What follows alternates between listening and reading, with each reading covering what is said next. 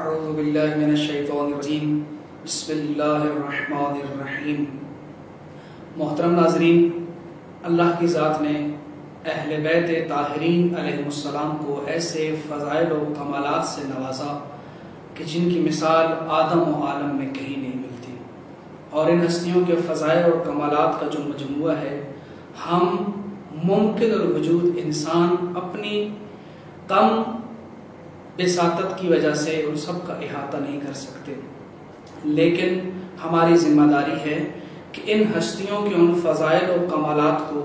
دنیا والوں کے سامنے آشکار کریں تاکہ پیغام حق ہر آنے والے انسان تک پہنچ جائے۔ ان ایام 40 میں آج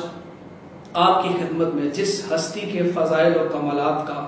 تذکرہ کرنا چاہتا ہوں، کائنات کا ہر اہل ایمان جانتا ہے کہ وہ ایسا عبادت گزار تھا جو عبادت گزاروں کی زینت تھا، جسے زین العابدین کے نام سے دنیا جانتی ہے، جسے سید الساجدین کے نام سے دنیا جانتی ہے۔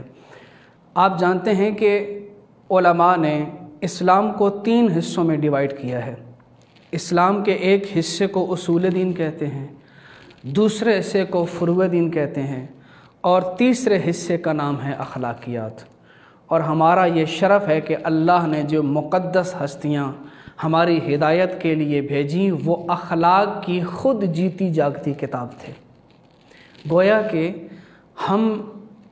ہمارے ہر ایک امام کی زندگی کو اگر پرکھ کر دیکھا جائے تو ہر امام کی زندگی اخلاق کا ایک مجسم نمونہ نظر آئے گی،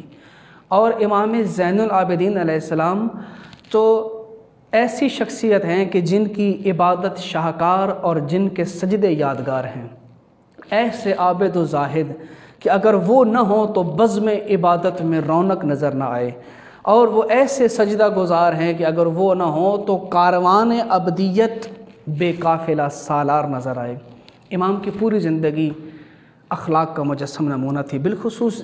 اس بات کی طرف توجہ دینے چاہیے کہ جس انسان کی زندگی میں اس قدر مشکلات آئی ہوں، اس قدر مصائب آئے ہوں، اس کے باوجود بھی اس کے کردار سے حسن اخلاق کی خوشبو آئے تو یہ ایک کرامت ہے۔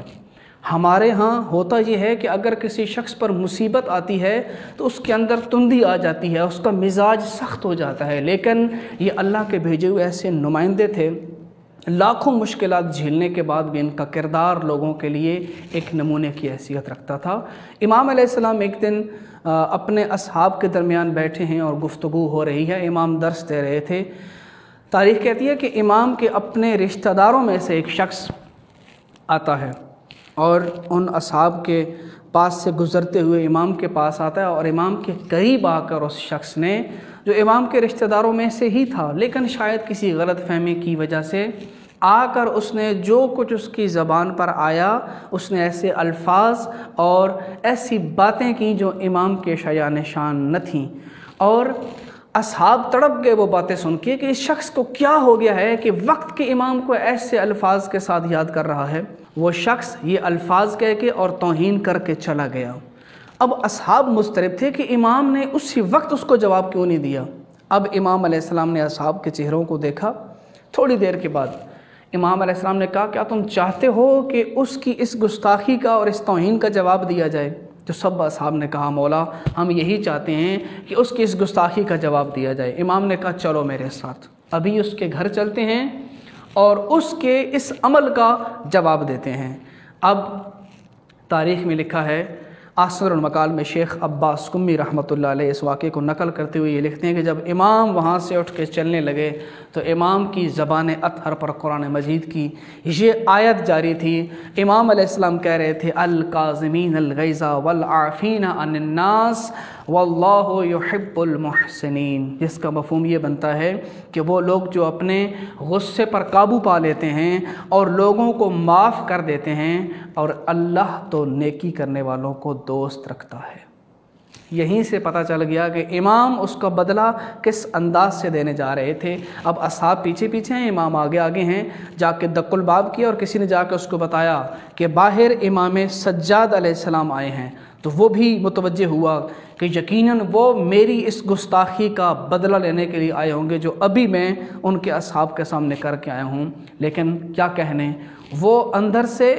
مکمل تیاری کے ساتھ آیا کہ میں دوبارہ سے اگر انہوں نے ایسا ایکشن کیا اور ایسی بات کی کہ جس سے وہ میری توہین کا جواب دینا چاہ رہے ہوں، تو میں بھی آگے سے کچھ ایسا عمل کروں گا کہ جس سے مزید توہین ہو۔ لیکن جیسے ہی امام کے سامنے آتا ہے تو امام علیہ السلام نے مسکراتے ہوئے اس کے چہرے کی طرف دیکھا اور کہا کہ اے میرے بھائی، جو کچھ تو نے ابھی مسجد کے اندر کہا ہے،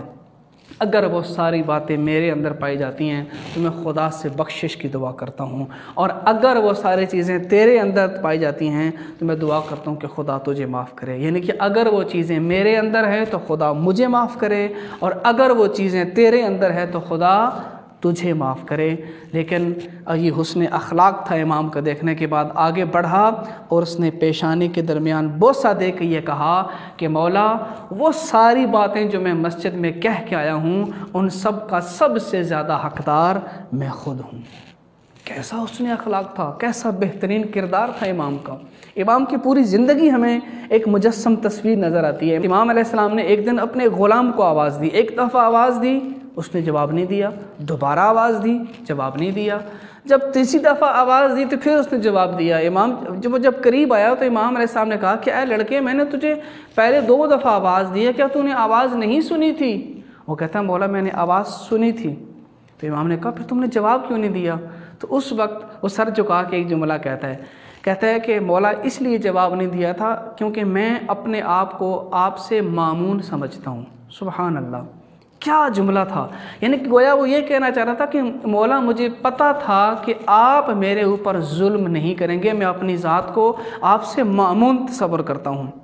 اس لیے میں 2 دفعہ جواب نہیں دیا۔ امام علیہ السلام نے اسی وقت کہا کہ خدا کی حمد ہے کہ جس نے مجھ سے اس شخص کو مامون قرار دیا۔ یعنی کہ میرے اندر ایک ایسی اچھی صفت پائی جاتی ہے کہ یہ غلام میرے سے مامون ہے، اور شاید یہی وجہ ہے کہ امام علی علیہ السلام نے بھی فرمایا تھا کہ بڑا ہی بدبخت ہے وہ انسان کہ جس کے شر کی وجہ سے لوگ اس کا احترام کریں۔ تو کمال یہ ہوتا ہے کہ آپ کی سخاوت، آپ کے کرم اور آپ کے اچھے کردار کی وجہ سے آپ کا احترام کیا جائے، نہ کہ آپ کی تند مزاجی اور آپ کی بد اخلاقیاں اور شرارتوں کی وجہ سے آپ کا احترام کیا جائے۔ الغرض امام کی پوری زندگی ہی ہمیں اسی طرح کے نمونوں سے بھری ہوئی ملتی ہے۔ ایک واقعہ جو اہل سنت عالم نے ابن اسیر جزری نے اپنی تاریخ کامل کے اندر درج کیا، اور اس کو ہمارے محدث شیخ عباس قمی نے احسن المقال کے اندر بھی درج کیا۔ بس یہ آخری واقعہ آپ کے سامنے پیش کرتا ہوں بہت ہی مختصر انداز میں، کہ جب اہل مدینہ نے یزید کی بیعت توڑ دی اور اس کے گورنر کو مدینے سے بھیج دیا، تو وہ افراد جو یہ سمجھتے تھے کہ ہم اس کنڈیشن میں، اس صورتحال میں ہم محفوظ نہیں ہیں، ہمارے اہل خانہ محفوظ نہیں ہیں، ان میں سے ایک مروان بھی تھا۔ تو مروان جا کے عبداللہ ابن عمر کے دروازے پہ دق الباب کرتا ہے اور اس سے کہتا ہے کہ تو کچھ عرصے کے لیے میرے اہل خانہ کو اپنے گھر میں رکھ لے تاکہ وہ اس وقت محفوظ رہ سکیں کہ اس مشکل ترین دور میں کہ جب لوگ یزید کے خلاف اٹھ کھڑے ہوئے ہیں اور اس کے حامیوں کو نہیں چھوڑ رہے، تو میں اپنے گھر کے اور اہل خانہ کی حفاظت کے لیے آپ کے گھر کا انتخاب کیا ہے۔ لیکن ابن اسیر جزری لکھتے ہیں کہ عبداللہ ابن عمر نے انکار کر دیا، کہا میں یہ ذمہ داری اٹھانے کے لیے تیار نہیں ہوں۔ لیکن اس کے بعد مروان کے ذہن میں جو بات آئی کہ بالآخر بھرے مدینہ کے اندر اس کو وہی دروازہ ملا جس کے اندر امام سجاد رہتے تھے، جا کے دروازہ کھٹکھٹایا اور کہا کہ اے علی ابن حسین، میں یہ چاہتا ہوں کہ میرے اہل خانہ آپ کے گھر رہیں تاکہ اس پر آشوب زمانے میں اور اس مشکل زمانے میں وہ محفوظ رہ سکیں۔ تو امام نے اس کو اجازت دے دی۔ تو اس وقت مروان نے اپنی زوجہ یعنی کہ عائشہ بنت عثمان ابن عفان اور اپنے اہل و عیال، اپنے بچوں کو امام کے حوالے کیا اور اس مشکل ترین زمانے میں امام سجاد علیہ السلام کی حفاظت کی۔ تو کیا سمجھتے ہیں، یہ اللہ کا بھیجا ہوا کیسا عظیم نمائندہ ہے کہ جو شخص بھی ان کی پناہ میں آتا ہے وہ مامون ہو جاتا ہے، وہ محفوظ ہو جاتا ہے، لیکن دنیا والوں نے ان ہستیوں کی قدر نہیں کی اور نہیں پہچان سکے۔ لیکن آج ہماری ذمہ داری بنتی ہے ان ہستیوں کی تعلیمات کو سمجھیں، اپنی زندگیوں کو بھی ان کے اطاعت کے نور سے منور کریں اور بتائیں دنیا والوں کو کہ تمہارے بھی راہبر ہیں، آؤ ہم تمہیں دکھاتے ہیں ہمارے بھی راہبر ہیں جن کی پوری زندگیاں مجسم تصویر نظر آئیں گی اخلاق کی، اور جن کا ایک ایک عمل اخلاق کا ایک پیکر نظر آتا ہے اور اخلاق کا ایک مجسم ایک قانون نظر آتا ہے۔ خداوند متعال سے دعا ہے کہ جس طرح اس نے ہمیں عظیم راہبر عطا کیے، ان کی تعلیمات پہ بھی عمل کرنے کی توفیق عطا فرمائے۔ والسلام علیکم ورحمۃ اللہ وبرکاتہ۔